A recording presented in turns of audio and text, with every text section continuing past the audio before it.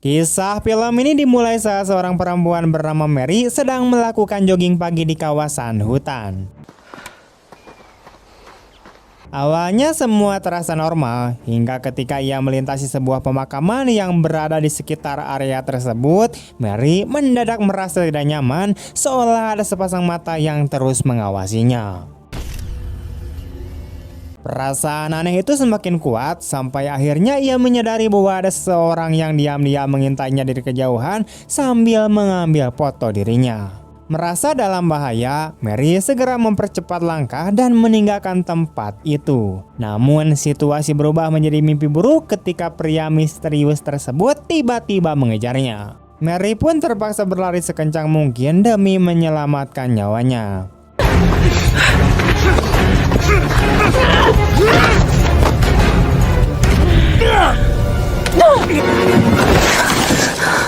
Dalam keadaan panik dan terpojok, Mary akhirnya berhasil menyuntikkan obat penenang ke tubuh pria itu hingga ia tak sadarkan diri. Tanpa berpikir panjang, Mary langsung masuk ke mobil dan melarikan diri dari hutan tersebut.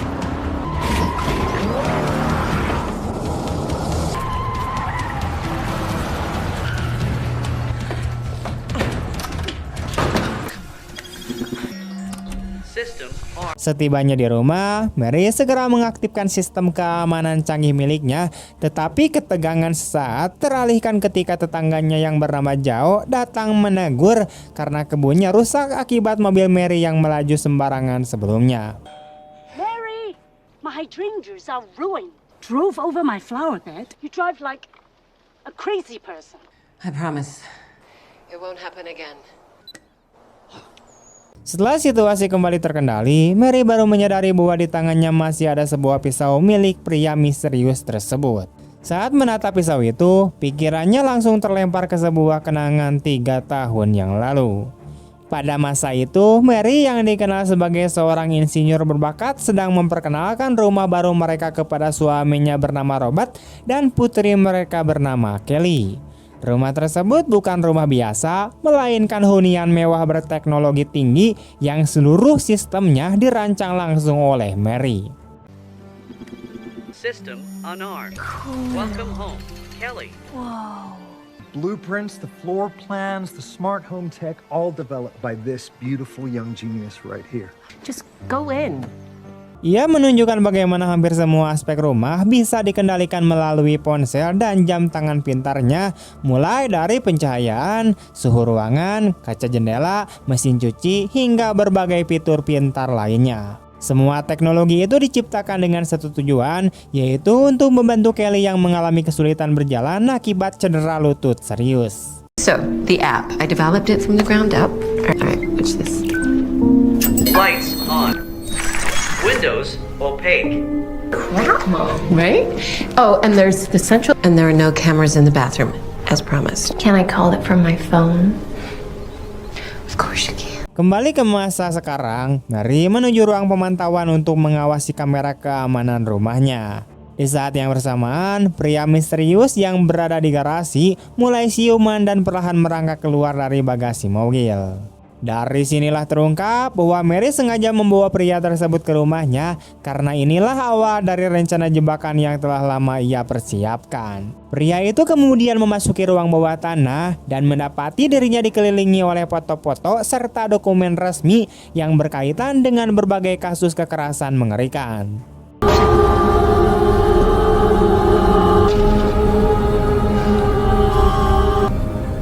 Mary lalu memutar sebuah laporan berita yang mengungkap serangkaian pembunuhan terhadap perempuan-perempuan dengan ciri fisik yang hampir sama seperti rambut coklat, tinggi badan, dan wajah yang serupa. Dalam laporan tersebut dijelaskan bahwa pada tahun 2015, FBI menemukan korban pertama di dekat sebuah kabin di Oregon dalam kondisi terbakar dengan lidahnya diawetkan di dalam sebuah toples. Penyelidikan lebih lanjut mengungkap bahwa pelaku selalu berpindah negara setelah membunuh 3 korban. FBI pun menyusun sketsa pelaku yang diduga bekerja sebagai buruh. Karena di lokasi pembunuhan pertama ditemukan kata Diablo terukir di sebuah pohon, media akhirnya menjuluki pelaku tersebut dengan nama Diablo yang berarti adalah iblis. was a moniker coined by the media, the Diablo Killer, near what police believe was the original crime scene, with her severed tongue preserved in a jug. The corpse, charred beyond recognition. A leaked profile indicated that he may have been working. Ketika pria itu menatap lurus ke arah kamera CCTV, Mary mencocokkan wajahnya dengan arsip yang ia miliki dan semakin yakin bahwa pria tersebut memang adalah si Diablo. Mary kemudian membuka sebuah ruangan rahasia yang berisi 3 foto korban yang dipajang di dalam sebuah kurungan. Rekaman yang ditampilkan menjelaskan bahwa para korban dipotong lidahnya dan disekap dalam waktu yang lama sebelum akhirnya meninggal di dalam tempat tersebut. Saat Diablo melihat sebuah kalung yang tergantung di dekatnya, pikirannya langsung dipenuhi kenangan masa lalu tentang ibunya, seorang perempuan yang kerap memperlakukannya dengan kejam dan terus memanggilnya Diablo. The son of the devil exactly like your father.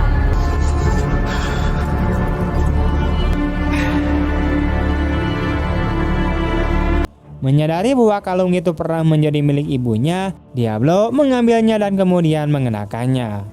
Mary kemudian memutar sebuah video wawancara dengan keluarga salah satu korban yang menyampaikan harapan mereka agar suatu hari nanti ada seseorang yang membuat Diablo membayar semua kejahatan yang telah ia lakukan. Tersentuh oleh momen tersebut, Mary mengaktifkan sistem sengatan listrik hingga membuat Diablo kembali tak sadarkan diri. Someday, someone will find you. And they're going to make you pay.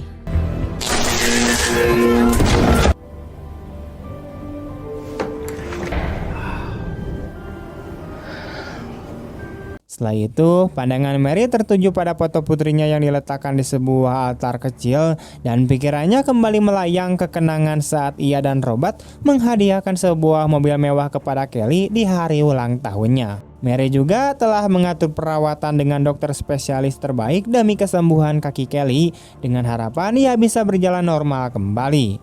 Ketika Diablo kembali sadar, Mary membawanya ke sebuah ruangan yang dipenuhi pipa-pipa uap panas. Ia kemudian memutar video lain yang menceritakan kisah seorang korban bernama Darlene Harlan yang pernah berhasil melarikan diri setelah Diablo menyuntikannya dengan obat pelumpuh. He was experimenting with paralytic agents. Darlene Horan survived the attack. The side effect from the paralytic agent was blindness through the corridors on her escape. Darlene burned herself on steam pipes, journal, and say her captor did not speak. Mary menaikkan suhu ruangan dan memaksa Diablo masuk ke dalamnya agar ia merasakan penderitaan yang sama seperti yang dialami oleh korbannya. Saat Darlene berhasil kabur, efek obat tersebut telah merusak penglihatannya dan ketika ia terhuyung-huyung di lorong, ia akhirnya terbakar hidup-hidup akibat pipa uap panas. Mary lalu menunjukkan foto korban lain bernama Michael Meyer yang tewas terbakar setelah lidahnya dipotong, disusul dengan pengungkapan 3 korban lainnya yang mengalami nasib serupa. Meskipun seluruh bukti kejahatannya telah diperlihatkan, Diablo sama sekali tidak menunjukkan penyesalan dan justru mengejek serta memprovokasi Mary. Dipenuhi amarah, Mary mengaktifkan sensor api hingga kobaran api mulai muncul. Paralyze these women.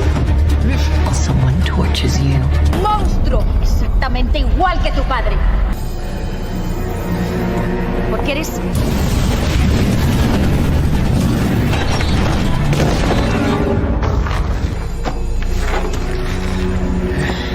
Di tengah situasi tersebut, Diablo melihat sebuah ruangan tersembunyi di bawah meja dan bergegas ke arahnya.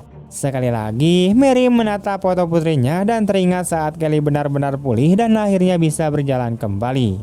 Tidak lama setelah itu, Kelly bersikeras pergi ke taman sendirian, sebuah keputusan yang harus dibayar dengan nyawanya karena ia kemudian ditemukan tewas dalam kondisi terbakar dan dimutiklasi dengan cara yang sama seperti para korban Diablo lainnya. Oh my God.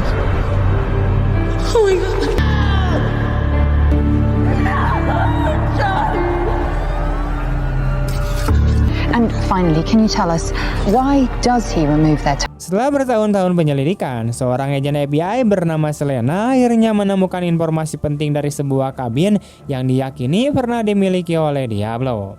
Selena yang juga merupakan sahabat dekat Mary membagikan seluruh temuannya tanpa menyembunyikan apapun. Saat Mary mempelajari berkas-berkas tersebut, perhatiannya tertuju pada sebuah dokumen berisi rumus kimia dan ia pun meminta izin untuk membawanya pulang karena merasa dokumen itu adalah kunci dari segalanya. Singkatnya, setelah mengetahui bahwa rumus tersebut digunakan untuk menciptakan racun pelumpuh sementara, Mary mendatangi pemasok bahan kimia dan secara ilegal membeli seluruh zat yang diperlukan. Ia kemudian menguji suntikan tersebut pada dirinya sendiri untuk mengukur durasi efek kelumpuhan. Ketika Robert mengetahui tindakan nekat itu, ia segera menghubungi Selena untuk memastikan kondisi Mary. Selena mengetahui bahwa obat tersebut seharusnya menyebabkan kelumpuhan selama 60 hingga 80 menit, sehingga ia mulai curiga ketika Mary pulih dalam waktu kurang dari 40 menit. Akhirnya terungkap bahwa Mary telah berulang kali menyuntikkan obat itu pada dirinya sendiri selama kurun waktu tertentu hingga membangun kekebalan dan mengurangi efeknya pada tubuhnya. Sementara itu, Diablo yang terjebak di dalam ruangan gelap berusaha memanjat kembali sambil membawa sebuah batu. Kobaran api kembali menyala, memaksanya melemparkan batu tersebut ke arah kamera CCTV hingga sistem api akhirnya mati. Siang itu, setelah berhasil menonaktifkan sensor panas, Diablo mencoba melarikan diri melalui sebuah ventilasi udara. Namun upayanya segera terhenti ketika ia menyadari tubuhnya terjebak di ruangan sempit tersebut dan tidak bisa bergerak lebih jauh. Saat Mary menyadari bahwa Diablo terperangkap, ia menyiapkan suntikan lain untuk melumpuhkannya. Ketika Mary perlahan mendekat, Diablo berpura-pura tak berdaya, memancingnya agar semakin dekat sebelum tiba-tiba melancarkan serangan mendadak. Mary dengan cepat mundur dan berlari menuju ruang bawah untuk menyelamatkan diri.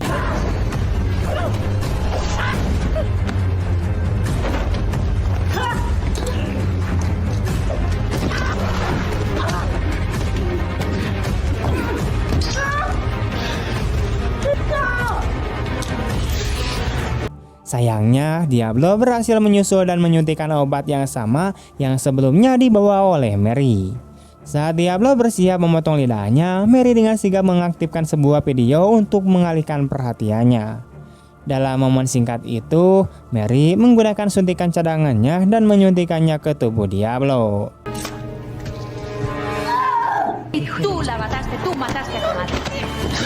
Akibatnya, keduanya sama-sama mengalami kelumpuhan parsial di dalam ruangan tersebut. Sebelum benar-benar kehilangan kendali atas tubuhnya, Mary mengatur pengatur waktu di jam tangannya untuk melacak efek obat tersebut. Sambil menunggu, pikirannya kembali mengingat percakapan-percakapan sebelumnya dengan Selena. Dalam diskusi itu, Mary menyadari adanya kejanggalan dalam kasus tersebut, di mana dua korban ditemukan tewas di dua negara berbeda pada waktu yang sama persis, sesuatu yang mengidentifikasikan bahwa Diablo kemungkinan tidak bekerja sendirian. Two murders in different states at the same time. How do you do that? Maybe he had an accomplice. Ketika Selena menerima sebuah panggilan telepon, Mary memanfaatkan momen tersebut untuk diam-diam menyalin seluruh data dari laptop Selena dan mengambil kartu akses FBI miliknya yang menjelaskan bagaimana Mary dapat mengakses begitu banyak informasi rahasia terkait kasus tersebut.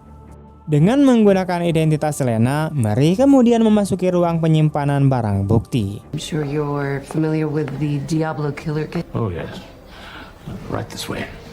Nothing much happens around here. I have copies of those.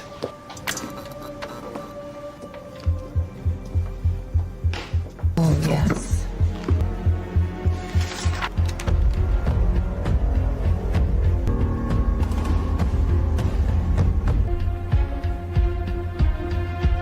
Cabin back there?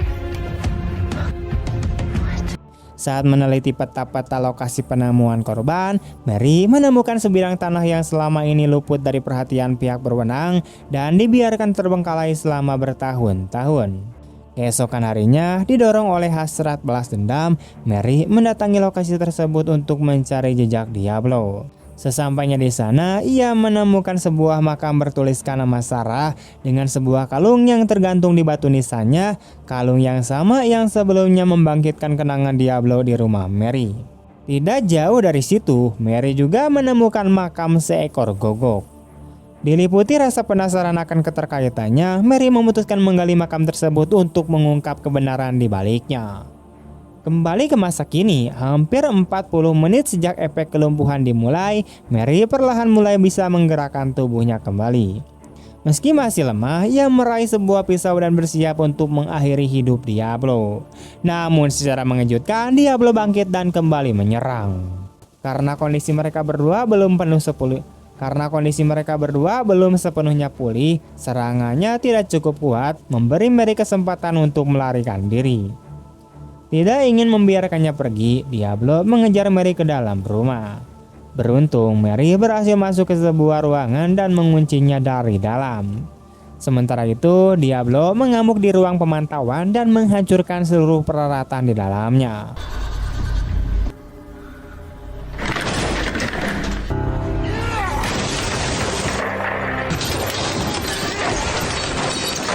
Pada saat yang sama, Robert tiba di rumah dan dihampiri oleh Gia yang memberitahunya tentang perilaku Mary yang semakin tidak wajar. Di dalam rumah, Diablo berjalan menuju altar peringatan milik Kelly dan dengan sengaja menghancurkan semuanya, termasuk foto Kelly, dengan tujuan memancing emosi Mary. Tak mampu lagi menahan amarah, Mary menyerang Diablo dengan seluruh tenaga yang tersisa.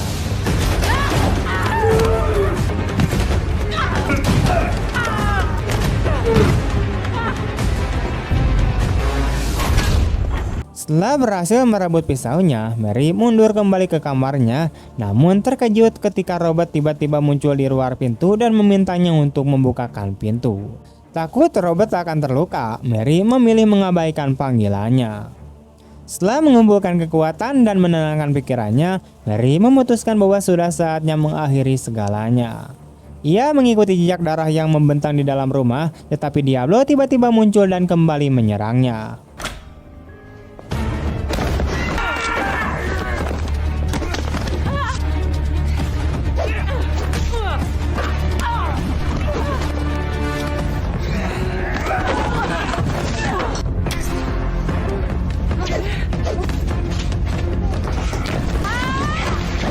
Di luar, Selena tiba setelah menerima telepon dari Robert berharap dapat menenangkan Mary dan membujuknya membuka pintu. Di dalam rumah, pertarungan brutal kembali terjadi antara Mary dan Diablo. Saat mendengar suara Selena, Mary akhirnya berhasil membuka pintu. Namun ketika Selena bergegas masuk, ia secara tidak sengaja terkena sabetan dalam pergulatan tersebut dan pisau di tangannya menembus perutnya.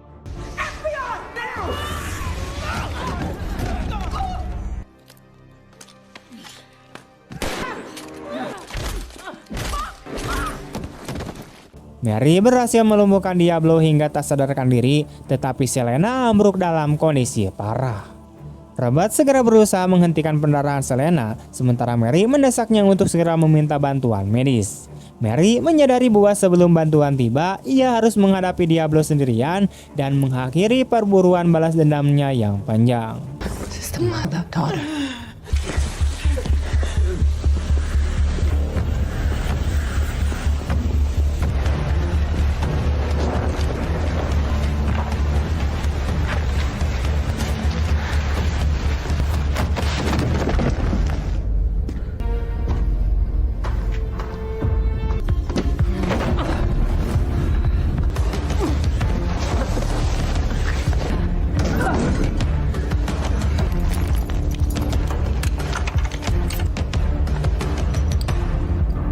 Setelah mengikat Diablo di sebuah ranjang khusus, Mary membangunkannya dan memutar sebuah video yang memperlihatkan momen saat ia menggali makam Sarah.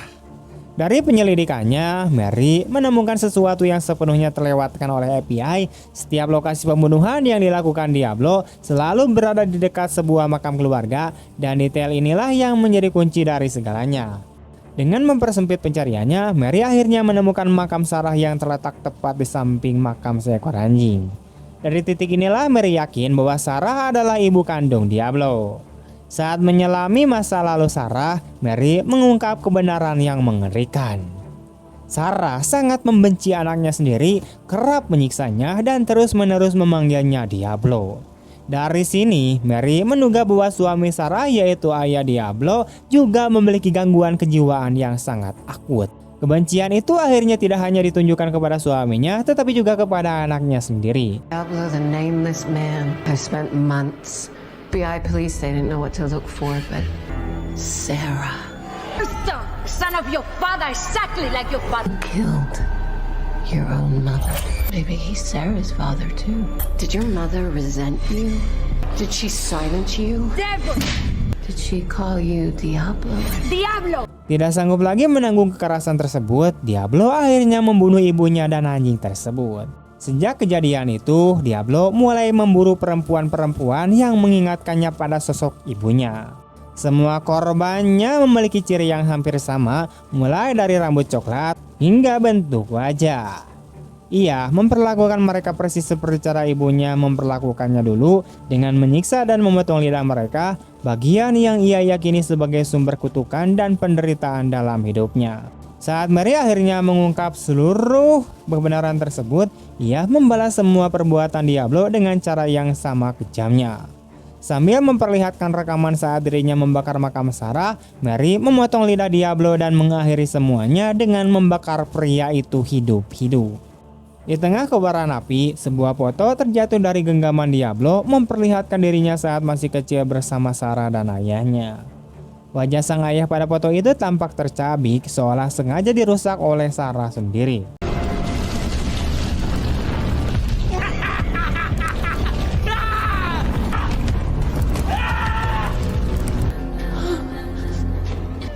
He's dead. What the hell happened? He came after my wife. He's dead. We have an agent down. I need medics immediately. It was self-defense. Keep pressure.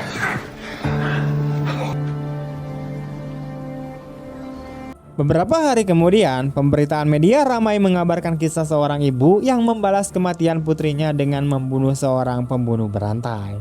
Namun, kebingungan kembali melanda FBI karena meskipun Diablo telah tewas, korban-korban baru terus bermunculan dengan pola pembunuhan yang sama. Dari sinilah terungkap bahwa mimpi buruk tersebut belum berakhir karena sosok yang diduga melanjutkan pembunuhan itu adalah ayah Diablo.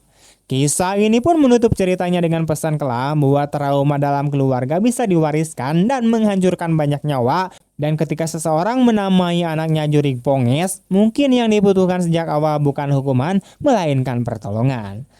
Sekian dulu teman-teman untuk video hari ini. Bagaimana tanggapan kalian tentang film ini? Tulis di kolom komentar. Dan jika kalian suka video ini, jangan lupa like, komen, share. Terima kasih banyak telah menonton sampai akhir. Bye bye.